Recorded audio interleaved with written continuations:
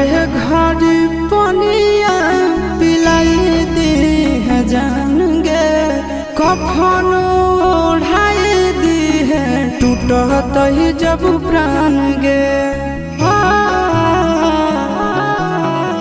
मोरे घर पनिया पिलाई दी है जान गे, कफन ओढ़ाई दी है टूटत ही जब प्राण गे। हगे हमारा से तोरा जाती प्यार होता भेंट साक्षात कर लगे। हगे सोनाया गावा हो भरती पाटनवा में आके